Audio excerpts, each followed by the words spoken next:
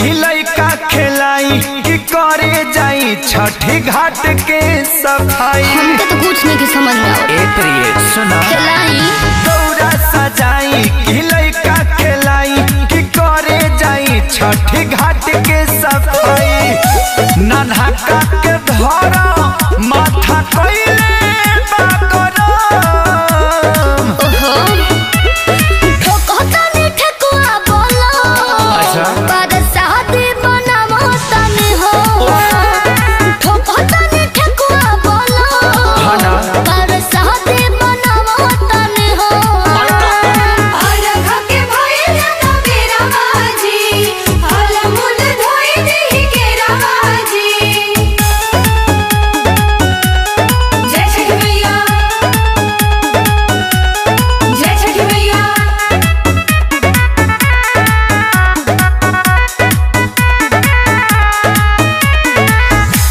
उखिया लिया दिहनी हाँ फल फल हार हो। अच्छा रोवता पड़ा का खाती लइका तोहार हो। ए जी कैसे मनाई ना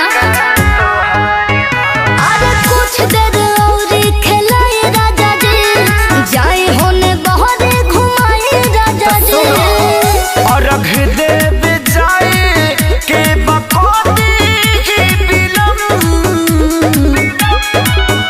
अरे ठोकता ने ठेकुआ बोलो पर शादी बनावता ने हो।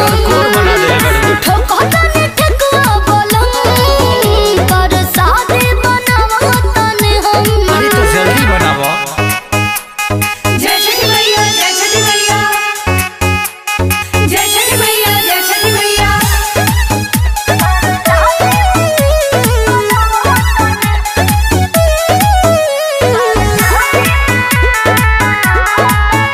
हाँ देखो न बरती सभे जाए लगल घाट पर। हाँ जी दौरा उठा के सभे चलली अपना माथे पर।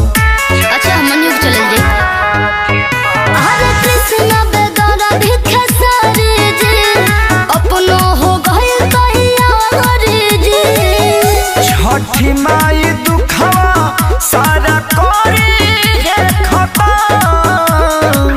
ठीक बा ठोकता ने ठेकुआ बोलो अरे चलो पर शादी बनावता ने हो। लेट हो जाई। ठोकता ने ठेकुआ बोलो पर शादी बनावता ने हो। आपका सभी चलाई तब चलबू।